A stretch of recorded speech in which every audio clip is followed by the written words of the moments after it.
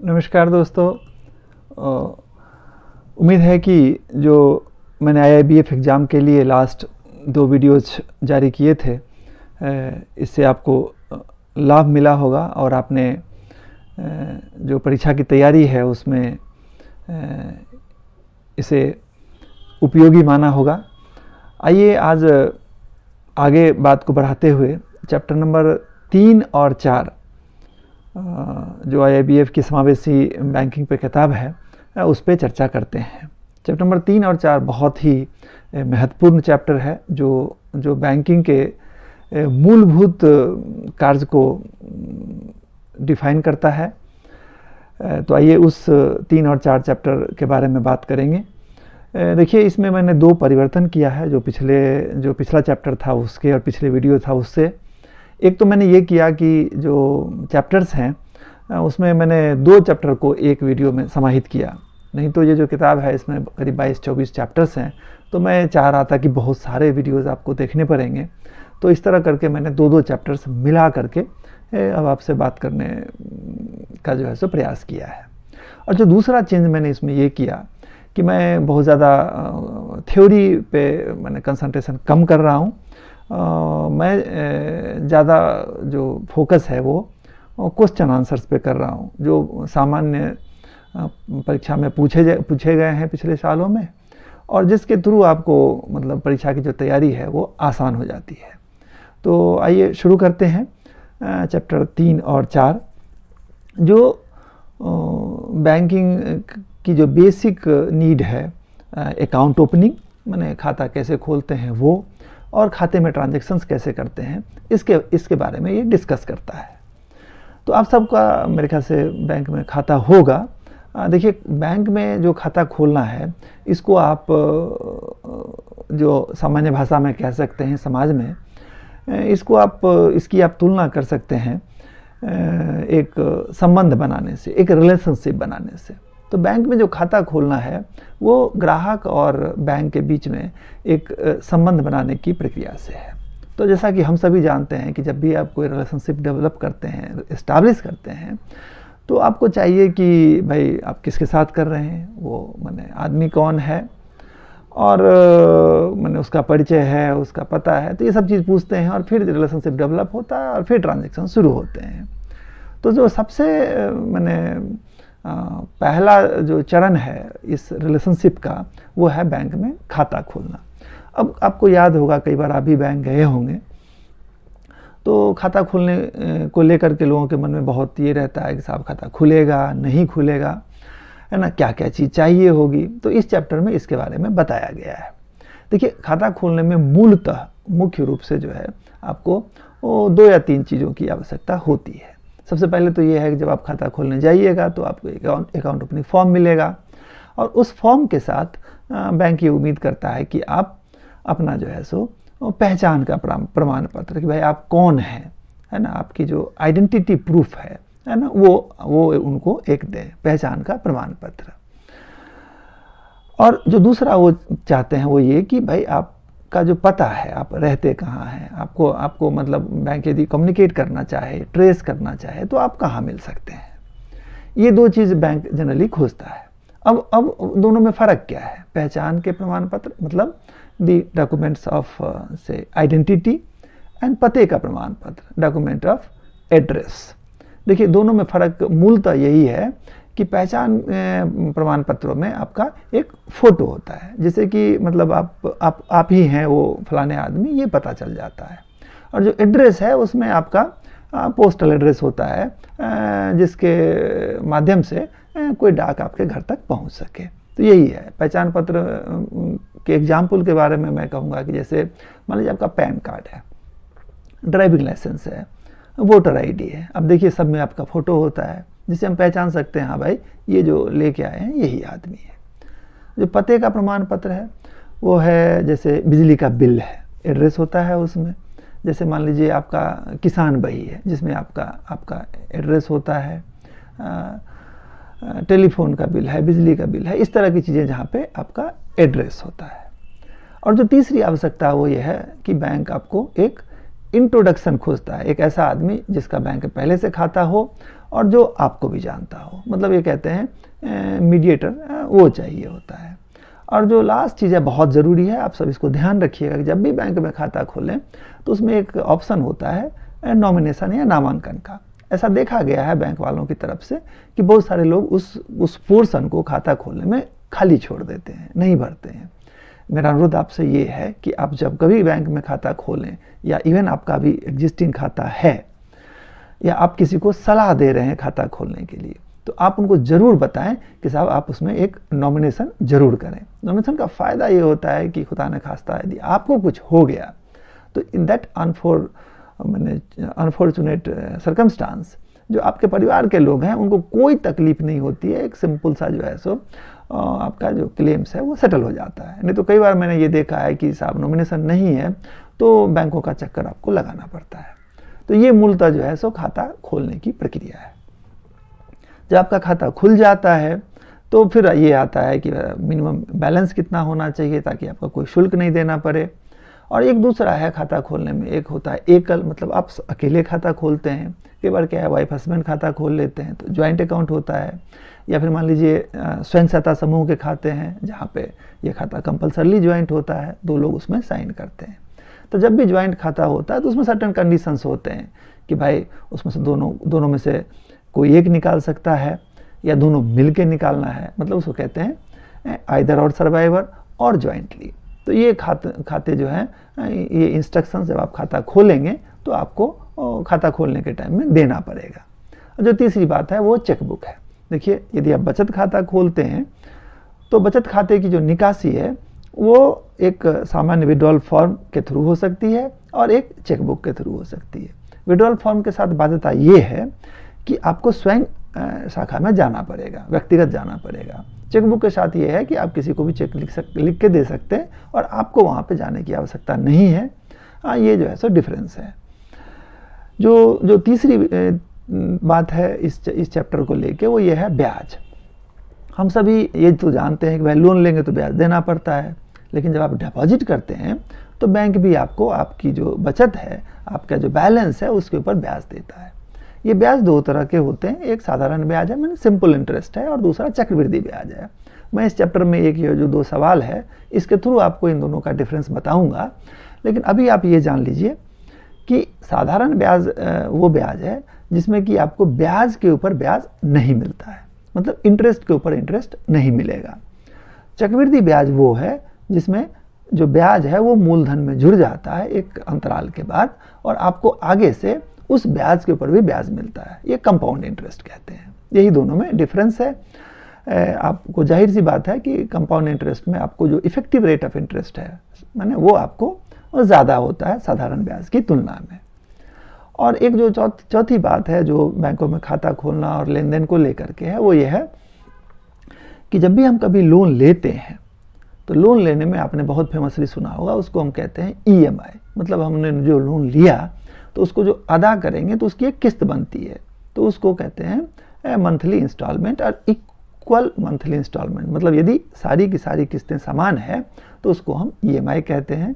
जो आप जब लोन लेते हैं तो आपका लोन उस पे जो मैंने लोन का जो अमाउंट है वो और उस पे जो ब्याज दर है इन दोनों को मिला के और फिर कितने टाइम के लिए आप ले रहे हैं, सो इसके आधार पे आपकी जो EMI है वो तय होती है। ये मंथली जो है सो हर एक महीने, इसका नाम ही मासिक है तो हर एक महीने आप एक सम देते हैं, वो EMI है। तो दोस्तों ये जो है इस चैप्टर ये जो 2, 3 और 4 चैप्टर है इसके बारे में मूलभूत बातें हैं।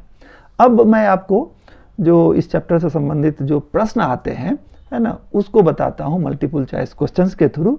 और मैं रिक्वेस्ट करता हूँ कि आप न सिर्फ प्रश्न मतलब उसके साथ जो कॉन्सेप्ट है उसके साथ जो अवधारणा है उसको भी समझ लीजिए ताकि आपका कॉन्सेप्ट भी क्लियर हो जाएगा और आपको क्वेश्चन आंसर करने में भी सुविधा होगी। तो आइए देखते हैं कि चैप्टर नंबर 3 और 4 जो हमारा है इससे क्या क्या तरह के प्रश्न पहले आए हैं या आने वाले समय में आ सकते हैं। तो जो पहला प्रश्न है वो ये है कि भाई इनमें से कौन सा बैंक खाता खोलने के लिए एक पहचान का दस्तावेज है। देखिए मैंने आपको बताया था पहचान का दस्तावेज मीन्स डॉक्यूमेंट ऑफ आइडेंटिटी है ना, वो क्या है? तो ऑप्शंस हैं टेलीफोन बिल, बिजली का बिल, पैन कार्ड और रेंट एग्रीमेंट। अब आपको ध्यान होगा कि मैंने ये कहा था कि भाई पहचान का मतलब ये है कि एक ऐसा डॉक्यूमेंट जिसमें आपका फोटो लगा हो। तो आंसर है पैन कार्ड। आपके पैन कार्ड में आपका फोटो होता है। तो पैन कार्ड क्या है कि खाता खोलने में पहचान का एक दस्तावेज है। क्वेश्चन नंबर 2, निम्नलिखित में से कौन बैंक खाता खोलने के लिए पहचान और पते का एकीकृत दस्तावेज नहीं है? देखिए गौर कीजिएगा, यहाँ पे नहीं पूछा जा रहा है और एकीकृत दस्तावेज पूछा जा रहा है। अब मैं आपको बताता हूँ कि वास्तव में ये जो एकीकृत है वो क्या है। देखिए मैंने बताया आपको कि कुछ दस्तावेज आपके पहचान के हैं, कुछ जो है आपके पते के हैं, लेकिन कुछ दस्तावेज ऐसे हैं जो दोनों को ही समाहित करते हैं। मतलब उसमें आपका पहचान भी है और उसमें आपका पता भी है, मतलब फोटो भी है और पता भी है। तो आप देखिए इसमें से कौन सा दस्तावेज उसमें नहीं आता है। ड्राइविंग लाइसेंस, दोनों ही चीज़ है इसमें, बिजली का बिल, आधार कार्ड और वोटर आईडी। तो इसका जो आंसर है वो आपको बी बिजली का बिल है। बिजली के बिल में आप देखिएगा कि आपका फोटो नहीं होता है। तो बिजली का बिल जो है सो सिर्फ पते का एक दस्तावेज है। बाकी सारे ड्राइविंग लाइसेंस, आधार कार्ड और वोटर आईडी जो है वो एकीकृत दस्तावेज है, जिसमें दोनों ही चीज़ें, मतलब सिंगल देने से दोनों ही काम आपका हो जाता है। आइए क्वेश्चन नंबर 3 देखते हैं। कोई वैध दस्तावेज न रखने वाला व्यक्ति बैंक खाता खोल सकता है। अब आपको याद होगा कि भारत सरकार ने एक विशेष तरह का बचत खाता शुरू किया है। वो खाता उन लोगों के लिए है कि भाई हम मतलब कई जगह गए हैं और हमारे पास किसी भी तरह का कोई डॉक्यूमेंट नहीं है, मतलब पते का डॉक्यूमेंट नहीं है, पहचान का डॉक्यूमेंट नहीं है, तो क्या हमारा खाता नहीं खुलेगा? जैसे मान लीजिए आप किसी शहर जाते हैं और शहर में आप मतलब नए काम के लिए गए और आपके पास कोई वहाँ का डॉक्यूमेंट नहीं है। तो भारत सरकार ने इस तरह के लोगों के लिए जिनके पास किसी भी तरह का पहचान पत्र नहीं है, उनके लिए एक जो है एक नई कैटेगरी का जो खाता है उसको शुरू किया है। और उस खाते का जो नाम है वो है आपका लघु खाता, means small deposit accounts, small saving banks, small deposit accounts. तो ये खाता जो है सो जिनके पास कोई भी दस्तावेज नहीं है वो भी एक सेल्फ डिक्लेरेशन, एक अपना जो है अपनी उद्घोषणा करके बैंक में जाएं और बैंक में खाता वो खोल सकते हैं। हालांकि इस खाते में कुछ जो है सो सीमाएं हैं, लेन देन की सीमाएं, और जो इसकी जो वैधता, इसकी जो वैलिडिटी है वो है। तो अगला प्रश्न उसी से है कि लघु खाते की वैधता क्या है, मतलब ये कितने टाइम के लिए वैलिड रहेगा। तो ये जो खाता है चूंकि ये टेम्पररी है तो इस खाते को 12 महीने के लिए वैलिड माना जाता है। ये माना जाता है कि आप विद इन ईयर, एक साल के अंदर आपने जो भी डॉक्यूमेंट डिक्लेयर किया है, मैंने जो भी एड्रेस डिक्लेयर किया है उसको जो है सो आप प्राप्त कर लेंगे, या कम से कम आपने उस एड्रेस के लिए कोई एप्लीकेशन डाल दिया होगा। तो 12 महीने के अंदर आपको बैंक को ये डॉक्यूमेंट इस खाते को कंटिन्यू करने के लिए देना पड़ता है। आइए अगला प्रश्न देखते हैं। प्रश्न, निम्नलिखित में से कौन सा लघु खाते के बारे में है? अब देखिए ये प्रश्न भी लघु खाते, स्मॉल डिपॉजिट अकाउंट से ही है। ऑप्शन है प्रतिवर्ष 1 लाख रुपए तक जमा, मैंने हर साल 1 लाख रुपए तक जमा कर सकते हैं, अधिकतम 10,000 रुपये हर एक महीने निकाल सकते हैं, और सभी खातों में शेष राशि 50, मैंने आपके जितने भी खाते हैं सभी को मिला करके उसमें 50,000 रुपये अधिक से नहीं होने चाहिए।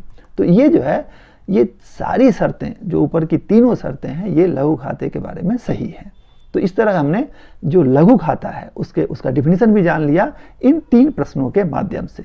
लघु खाता वो होता है जिसके पास कोई डॉक्यूमेंट नहीं है, एक डिक्लेरेशन पे वो खाता खोल सकता है, वो खाता 12 महीने के लिए वैलिड होता है। इस खाते में पूरे साल भर में आप अधिकतम 1 लाख रुपए जमा करा सकते हैं, हर एक महीने अधिकतम 10,000 रुपये निकाल सकते हैं, और इस खाते के अलावे बाकी सारे खातों को मिलाकर 50,000 से आपका अधिक नहीं होना चाहिए। तो इन चारों प्रश्नों के माध्यम से हमने लघु खाते के बारे में जाना। ये बहुत ही इम्पोर्टेंट जो है सो मतलब खाता है, और इससे मैंने देखा है कि घुमा फिरा करके एक सवाल IIBF एग्जाम में जरूर आता है, तो आप इसको गौर कर लीजिएगा। अगला क्वेश्चन है, eKYC नामक पेपरलेस KYC का उपयोग कर किया है, मतलब eKYC जो है, इलेक्ट्रॉनिक KYC जो है, सो उसको कैसे निकालते हैं? वोटर ID के माध्यम से, आधार के साथ बायोमेट्रिक प्रमाणीकरण करके, पैन कार्ड या मोबाइल नंबर।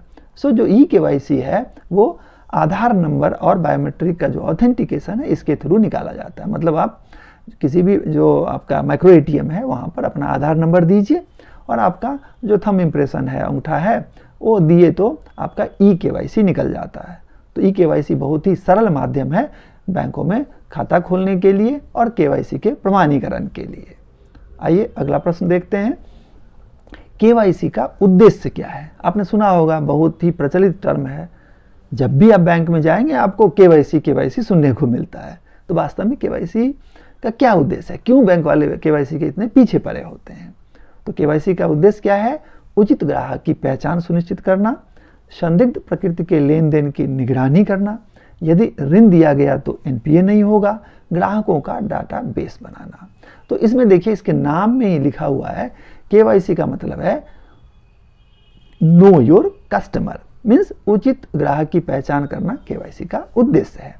क्वेश्चन नंबर 8 देखते हैं, निम्नलिखित में से कौन सा एक ग्राहक पहचान के लिए आधिकारिक वैध दस्तावेज है? अब देखिए फिर से वो सवाल आ गया, इसमें से कौन सा जो है सो आपकी जो आइडेंटिटी है उसके लिए एक आधिकारिक दस्तावेज है। अब आप गौर कर लीजिए कि एक ऐसा दस्तावेज जिसमें आपका फोटो लगा हो। तो आंसर है चुनाव ID कार्ड, मतलब वोटर ID कार्ड जो है ये आपके पहचान के लिए एक आधिकारिक दस्तावेज है, जो कि इसमें आपका फोटो होता है।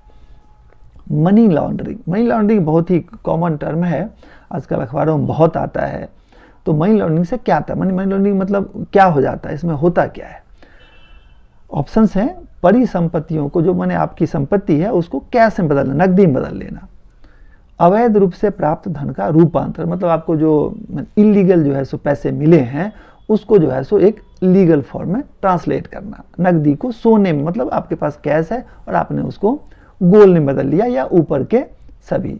तो जो मनी लॉन्ड्रिंग है वो ये है कि आपने यदि इलीगल कहीं से पैसा मैंने करप्शन के माध्यम से, ब्राइब के माध्यम से जमा कर लिया और उसको क्या है कि फिर एक बैंकिंग चैनल में लाके और सही कर लिया, तो अवैध रूप से प्राप्त धन का रूपांतरण जो है इसको हम मनी लॉन्ड्रिंग कहते हैं। क्वेश्चन नंबर 10 है, चेक भुगतान को के द्वारा रोका जा सकता, मतलब आप किसी ने चेक इशू कर दिया तो उसका जो पेमेंट है किसी वजह से आप रोकना चाहते हैं तो कौन रोक सकता है? ऑप्शन है लाभग्राही, मतलब जो बेनिफिशियरी है वो, जिसको हमने चेक दिया है वो रोक सकता है, मनोनीत मतलब जिसको नॉमिनेट कर दिया उसमें, जारीकर्ता जिसने उसको ड्रॉ किया है, या ऊपर के सभी। तो जो चेक भुगतान है इसमें चेक को रोकने का हक भी जिसने इशू किया उसी को होता है, मतलब इशू करने वाले को ही अधिकार है कि उसके पेमेंट्स को वो रोक सकता है, बाकी कोई भी उस चेक को कोई दूसरा इंस्ट्रक्शन नहीं दे सकता है। आइए अगला क्वेश्चन है, खाता खोलने के समय नामांकित व्यक्ति का हस्ताक्षर आवश्यक है। जैसा कि मैंने कहा था कि भाई खाता खोलने में हमको नॉमिनेशन या नामांकन जरूर करना चाहिए जब भी हम खाता खोलते हैं, ये हम पुराने खाते हैं तब भी एक नॉमिनेशन आपका होना चाहिए। तो सवाल ये है कि भाई नॉमिनेशन जो करेंगे तो उसमें किसका साइन जरूरत पड़ेगी? खाता खोलने के फॉर्म पे जो नॉमिनेटेड व्यक्ति है उसका साइन चाहिए, नामांकन के फॉर्म पे चाहिए, या कोई एफिडेविट या शपथ पत्र पर चाहिए, या इनमें से कोई नहीं, मतलब जो नॉमिनेट जिसको हम करेंगे उसका साइन कहाँ चाहिए?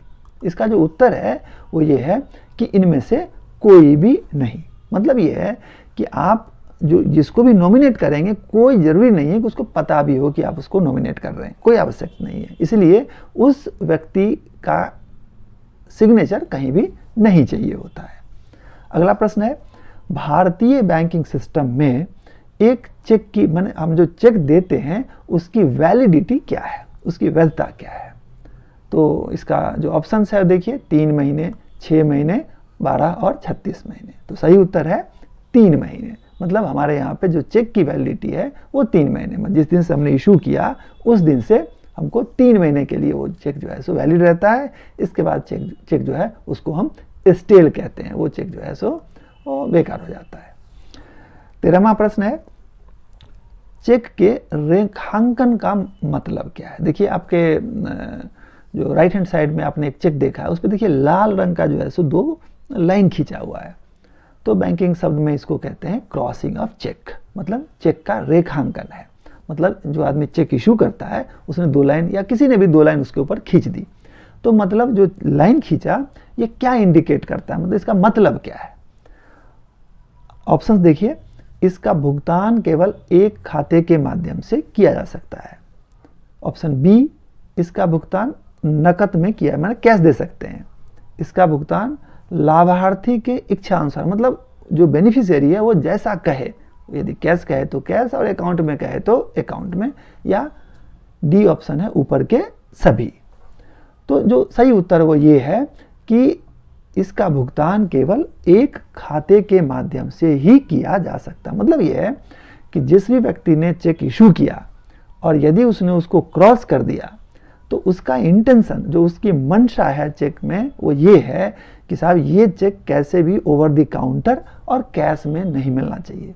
ये चेक जो है सो थ्रू अकाउंट्स मिलेगा, मतलब जिस आदमी को इशू हुआ है अपने खाते में उसको जमा करेगा और फिर वो पैसा बैंक उसको दे देगी, मतलब इसका नकद भुगतान नहीं होगा। ये मतलब एक क्या कहते हैं सेफ्टी का ये है कि भाई सही आदमी को जिसको इशू हुआ उसी को वो जाता है। तो चेक को क्रॉस करने का ये मतलब है। ये एक बहुत मतलब क्या कहते हैं सेफ और प्रेफरेबल मेथड है चेक को इशू करने और पे करने में। अगला क्वेश्चन है 14वां। देखिए अब मैंने कहा था कि इस चैप्टर में जो सिंपल इंटरेस्ट और कंपाउंड इंटरेस्ट उस पर चर्चा की गई है। तो ये जो सवाल है इसके माध्यम से हम जो सिंपल इंटरेस्ट का कैलकुलेशन है वो थोड़ा समझने का कोशिश करेंगे।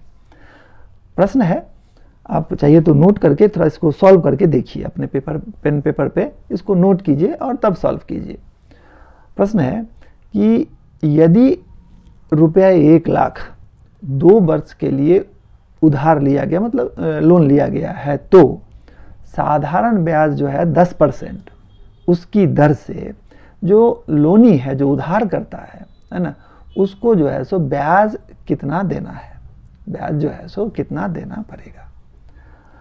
फिर से दोहराता हूँ, 1 लाख रुपया 10% सिंपल रेट ऑफ इंटरेस्ट से 2 साल के लिए जो इंटरेस्ट है वो क्या बनेगा, ये सवाल है। ऑप्शंस हैं 10,000, 1 लाख, 12,000 और 20,000। तो ये जो इसका कैलकुलेशन है वो ये है कि देखिए 1 लाख रुपया मूलधन गुना मतलब मल्टीप्लाइड ब्याज दर 10% मल्टीप्लाइड समय 2 वर्ष डिवाइडेड बाय 100, ये इसका फार्मूला है। तो यदि आप इस फार्मूला से इसको मतलब कैलकुलेट करेंगे तो इसका जो सही उत्तर है वो आता है 20,000 रुपये। मतलब आपको 20,000 रुपये सिंपल इंटरेस्ट से 1 लाख रुपये 10% के हिसाब से देना पड़ेगा। तो इस तरह करके आप ये फार्मूला डाल के और जो फिगर्स हैं उसको ऊपर नीचे करके थोड़ा साधारण ब्याज कैलकुलेशन की प्रैक्टिस कर सकते हैं। तो कोई नंबर चेंज हो जाएगा तब भी आप इस तरह के सवाल का उत्तर कर पाएंगे। अब देखिए आखिरी सवाल है इस वीडियो का, वो ये है कि ये सेम सवाल है, 1 लाख रुपया 2 वर्ष रेट ऑफ इंटरेस्ट 10, बट इसमें जो मेथड ऑफ इंटरेस्ट है वो साधारण से चक्रवृद्धि हो गया, मतलब यहाँ पर सिंपल से कंपाउंड हो गया। तो कंपाउंड रेट ऑफ इंटरेस्ट में इसका जो है सो क्या ब्याज बनेगा, इसको कैलकुलेट करने का फॉर्मूला इधर देखिए दिया हुआ है, प्रिंसिपल ब्रैकेट में 1 प्लस रेट ऑफ इंटरेस्ट है ना, एंड देन उसका जो स्क्वायर है, मतलब 2 साल के लिए है तो ऊपर में 2 डाला हुआ है। ये इसका फॉर्मूला है, इसमें आपको जो टोटल इंटरेस्ट है वो निकल के आ जाएगा। तो अब आप इसको कैलकुलेट कीजिए, तो इसका जो सही उत्तर है वो आएगा 21,000 रुपीज़, मतलब 21,000 रुपये। अब आपको याद होगा प्रश्न नंबर 14 में जो पिछला हमने देखा था उसमें यही सवाल था, बट जो मेथड ऑफ इंटरेस्ट था वो था सिंपल। तो उस केस में उनको 20,000 रुपये मिला और इस केस में इनको 21,000 रुपये, मतलब जो 10,000 रुपया ब्याज पहले साल मिला था उस पर भी इनको अगले साल ब्याज मिला है। 10,000 रुपये 10% मिला तो 1,000 रुपये और ऐड हो गया। तो दोस्तों ये जो था आपको IIBF एग्ज़ाम की जो किताब है उसका चैप्टर नंबर 3 और 4 था, है ना, जिसमें खाता खोलना, खाते का परिचालन, जो हम आपका साधारण और चक्रवृद्धि ब्याज है वो, चेकबुक, ट्रांजैक्शंस, इसके बारे में बताया गया। तो मैंने आपको इसके बेसिक कॉन्सेप्ट और इससे जो मैंने आने वाले करीब 15 प्रश्न हैं उसके बारे में बताया। तो उम्मीद है कि आपको ये वीडियो पसंद आया होगा और आप इसको प्रैक्टिस करके, है ना, इसकी जो तैयारी है